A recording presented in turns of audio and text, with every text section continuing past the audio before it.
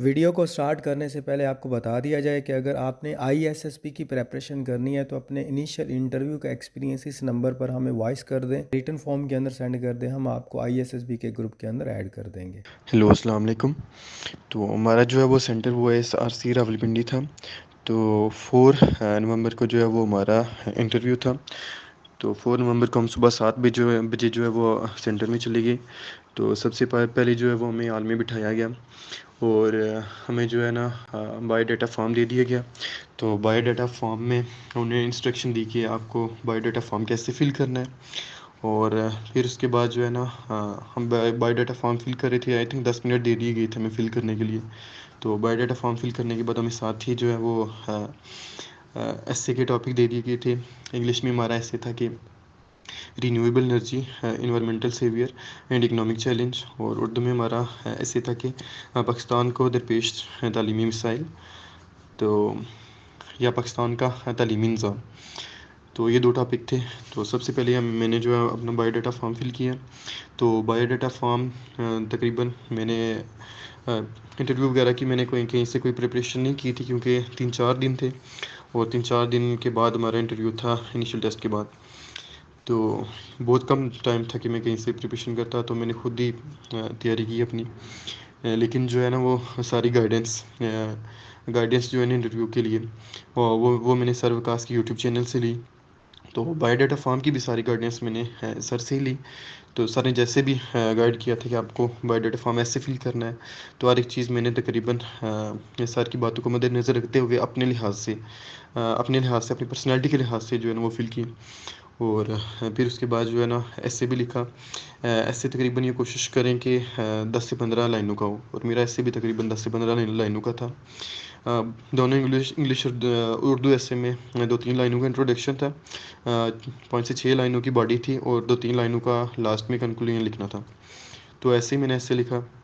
और फिर उसके बाद जो है ना वो हमारे बैच बना लिए गए 2-3 बैच। तो थर्ड बैच में था मैं, थर्ड बैच में तीसरे नंबर पर था। तो जब दूसरा बैच हाफ बच्चों का इंटरव्यू हो गया, तो फिर हमारा थर्ड उनके साथ जाके बिठा दिया, यानी कि आपका भी इंटरव्यू भी होगा। और फिर जो है ना वो उसके बाद अ, एक सीक्वेंस वाइज ने बच्चों को बिठाया हुआ था, और एक-एक बच्चे को जो है ना इंटरव्यू के लिए जो है जाना था उठ के। तो जब मेरी बारी आई, तो जो मेरे आगे वाले कैंडिडेट्स था वो इंटरव्यू दे के निकला, और फिर मैं जाके दरवाज़े के आगे खड़ा हो गया। तो जो ही उन्होंने बेल बजाई, तो मैंने दरवाज़ा ओपन किया। तो दरवाज़ा मैंने हाफ़ ओपन किया और बिल्कुल स्ट्रेट और अटेंटिव में खड़ा हो गया, और मैंने सर से इजाज़त मांगी कि सर, मे आई कम इन। तो सर ने मुझे इजाज़त दी कि कम इन। तो फिर मैंने दरवाज़ा बंद करके जाके चेयर के पास खड़ा हो गया और मैंने कहा कि अस्सलाम वालेकुम सर। और सर बैठे हुए थे, कर्नल साहब और साथ सेक्रेटरीज बैठी हुई थी। तो मैंने कहा कि अस्सलाम वालेकुम सर। तो अस्सलाम वालेकुम मैम, दोनों को सलाम किया। तो सर ने वालेकुम सलाम कहा, और सर ने डायरेक्ट मुझसे जो है वो क्वेश्चन करने स्टार्ट कर दिए। तो सर ने पहले मुझसे क्वेश्चन किया कि व्हाट्स योर नेम। मैंने अपना नाम बताया। और फिर उसके बाद सर ने मुझसे पूछा कि जो है वो आपको एसए का टॉपिक दिया हुआ था इंग्लिश में, मुझसे वो टॉपिक पूछा ने। तो मैंने सर को टॉपिक बताया। और फिर जो है वो उसके बाद सर ने मुझसे पूछा कि आपका ओपिनियन क्या है इसके बारे में। तो मैंने जो है ना वो सर को डिटेल बताई कि ऐसे जो है वो रिन्यूएबल एनर्जी वो होती है जो कि रिन्यूएबल रिसोर्सेज से हासिल की गई हो। तो मैंने फिर सर को एग्जांपल्स दी कि जैसे कि विंड, एयर और सनलाइट वगैरह, वो इस तरह की जो एनर्जीज इनसे हासिल होती हैं वो रिन्यूएबल होती हैं।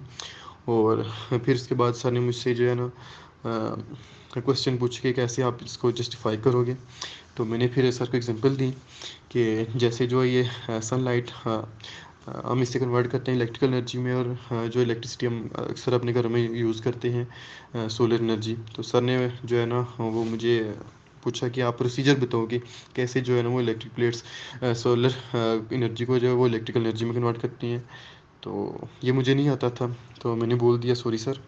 और फिर उसके बाद सर ने मुझे कहा कि प्लीज़ सिट डाउन, और मैंने थैंक यू बोला। और फिर सर ने जो है ना वो मुझसे क्वेश्चन करने शुरू किए। और फिर सर ने मुझसे पूछा कि क्या आपने पहले भी इंटरव्यू दिया था। तो वाकई मैंने 154 लोगों का उसमें जो वो इंटरव्यू दिया था। और इंटरव्यू से मैं जो है वो नॉट रिकमेंडेड हो गया था। तो सर ने मुझसे वो एक्सपीरियंस पूछा कि आप क्या महसूस करते हो, उस वक़्त आपका इंटरव्यू क्यों नहीं हुआ?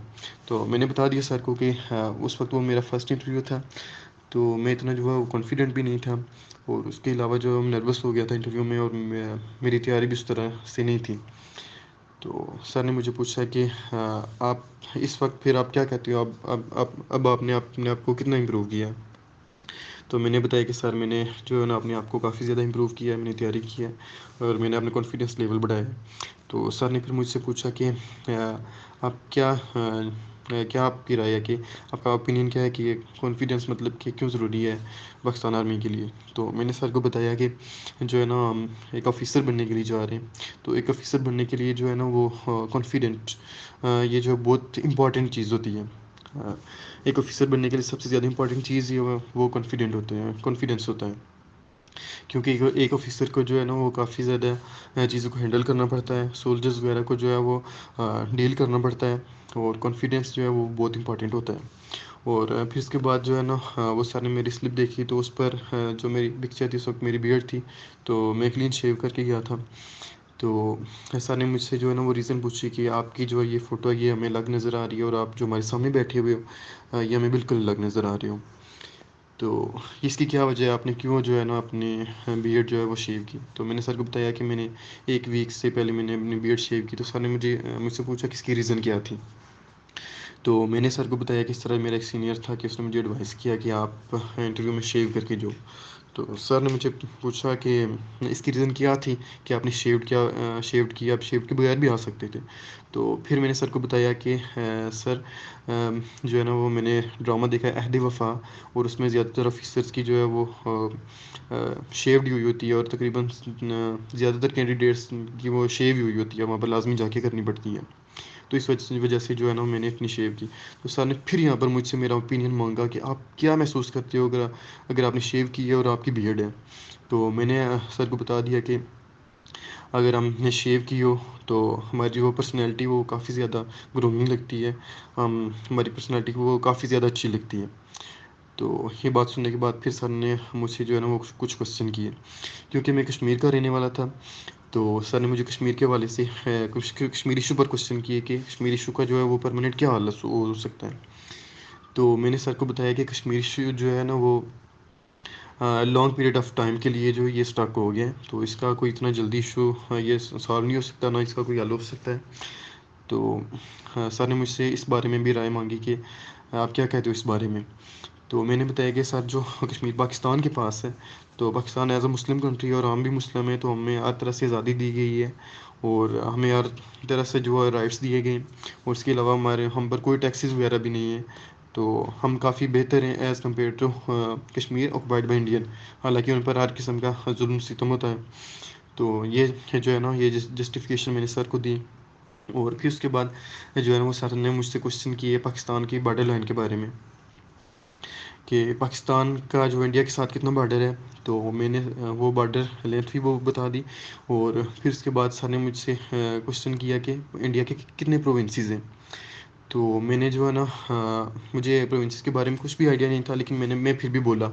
मैंने सर को बताया कि इंडिया के प्रोविंस में आता है दिल्ली, और उसके बाद जो है अमृतसर। लेकिन सर ने फिर आगे मुझसे क्वेश्चन किया कि are you sure that these are the provinces of India? तो मुझे इस बारे में श्योरिटी नहीं थी।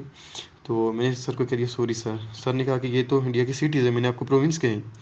तो मैंने सर को बता दिया कि सर मुझे इंडिया के प्रोविंसेस के बारे में कोई आइडिया नहीं है।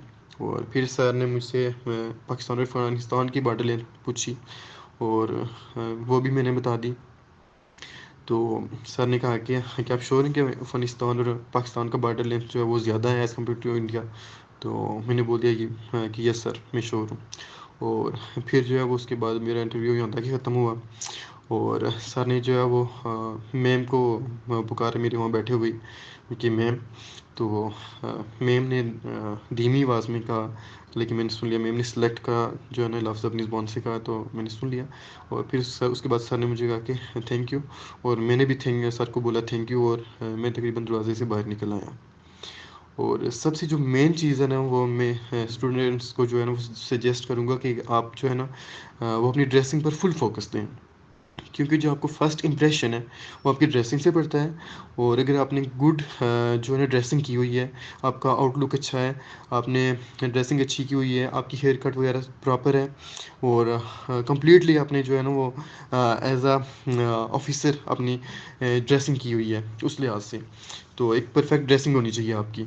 तो सबसे पहला इंप्रेशन यही होता है। तो अगर आपने कंप्लीट ड्रेसिंग की हुई है तो सबसे पहले ऑफ चांस आपको देखते ही वो कर लेंगे, हमें उनको वो अपने ज़हन में कर लेंगे कि हमें इस बच्चे को जो है वो सिलेक्ट करना है। आपके हाफ सिलेक्शन उस वक्त ही हो जाती है। और हम ड्रेसिंग को जो है वो बहुत ज़्यादा जो है ना नहीं लेते कि ड्रेसिंग का कोई इशू नहीं है, तो ड्रेसिंग बहुत ज़्यादा मैटर करती है। और अल्हम्दुलिल्लाह कि मैंने ड्रेसिंग काफ़ी ज़्यादा अच्छी की हुई थी।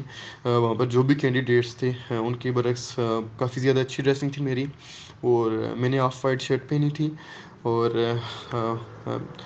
डार्क ब्लू या वायलेट कलर जो वो मेरी पैंट का था, और ब्लैक कलर के शूज़ थे। और फिर उसके बाद रेड कलर की मेरी टाई थी, और जो है मैंने अपनी फ़ौजी कट करा ली थी, और क्लीन शेव मैंने कर ली थी। और इस तरह जो है ना वो मेरी ये प्रॉपर आउटलुक थी। और इस तरह जो है ना वो मुझे उनने पास कर लिया। और हम तकरीबन पूरे बैच में 30 स्टूडेंट थे, और 30 में से हम 14 सेलेक्ट हो गए, और 18 को उन्हें रिजेक्ट कर दिया। और हम 14 को जो वो ISSB फॉर्म दे दी के, और हम 14 जो भी सिलेक्ट हुए अल्हम्दुलिल्लाह कि हम सब की ड्रेसिंग जो है वो बिल्कुल बराबर थी। और सबका तकरीबन बोलने का स्टाइल जो है वो काफ़ी हद तक बेहतर था और बाकी स्टूडेंट्स से। और कुछ स्टूडेंट्स ने जो है वो मिस्टेक की थी इंटरव्यू में। बाज़ स्टूडेंट्स ने तो अपने मेरिट से नहीं बता सके वहाँ पर जाने के बाद, तो वो बता रहे थे कि हमारे मुश्किल चांस हैं। तो ये जो छोटी मोटी गलतियाँ होती हैं, इन पर आप जो है ना वो गौर करें, और अपनी ज़्यादा से ज़्यादा जो है ना वो तैयारी करने की कोशिश करें। PMA 155 लॉन्ग कोर्स की इंटरव्यू की प्रेपरेशन की बेस्ट स्ट्रैटेजी इस वीडियो के अंदर मैं आपको बताने जा रहा हूँ। सबसे पहले यहाँ पर एक पेज शो हो रहा है, इस पर 10 क्वेश्चन मैंने लिखे हुए हैं। आपने इसी तरह 10 क्वेश्चन लिख लेने हैं और उनका आंसर अपने अकॉर्डिंग यहाँ पर जो है ना वो लिखना है कि, और लेकिन लिखना स्टेटमेंट के थ्रू है, यानी कि सेंटेंस वाइज। जैसे कि अगर आप मेरिट लिख रहे हैं तो सिर्फ अकेला ये नहीं लिखना कि मैं हार्ड वर्कर हूँ या डिसिप्लिन अकेला, तो आपने इसको स्टेटमेंट के थ्रू लिखना है कि मैं हार्ड वर्किंग हूँ, और छोटा मोटा आप अचीवमेंट लिख दें कि मेरे इतने मार्क्स आए थे, या मैं डिसिप्लिन हूँ।